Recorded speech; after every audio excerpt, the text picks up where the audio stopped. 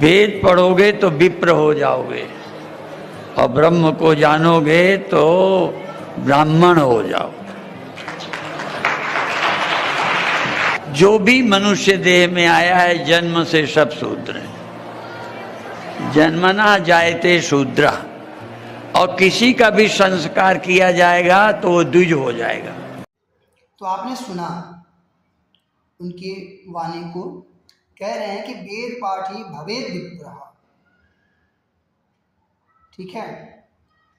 दूसरा उन्होंने क्या कहा कि पहले बात तो उन्होंने कहा वेद पाठी भवेद विप्रः, क्या सभी वेद पढ़ने वाले वेद पाठी ब्राह्मण विप्र हो जाएंगे?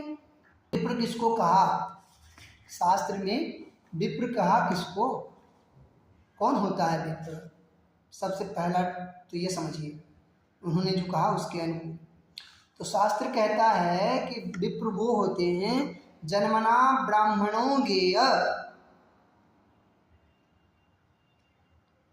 जन्मना ब्राह्मणों गेय द्विजः संस्कारात् द्विज उच्यते है।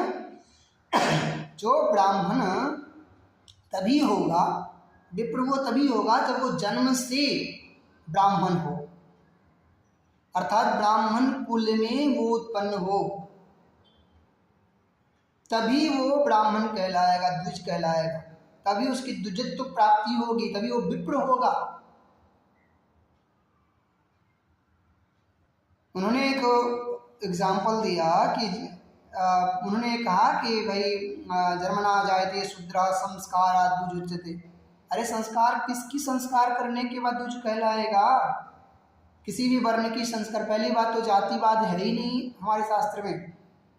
हमारे शास्त्रों में 4 वर्णों को माना गया है, ब्राह्मण, क्षत्रिय, वैश्य और शूद्र। उस पोस्ट को मोहित आर्य करके किसी ने डाला है। तो पहले आर्य अगर हो तो अब धर्म आर्य समाज से हो ना। तो आपको मैं बता दूं कि आर्य समाज वैदिक परंपरा को मानता है, तो ये मिथ्या प्रवाद में मत जाओ। और यदि आर्य समाज को मानती हो तो आर्य समाज में लिखा ब्राह्मणो शमुखमाशित बाहो राजन्यः कृतः ऊरु तदस्य जदवैश्यो। ये नहीं कि लिखा वहाँ पे कि ब्राह्मणो शमुखमाशित की जगह पे विप्रस्य मुखमाशित। अरे विप्र तो है ही नहीं, वर्ण 4 ही हैं, ब्राह्मण, क्षत्रिय, वैश्य, शूद्र।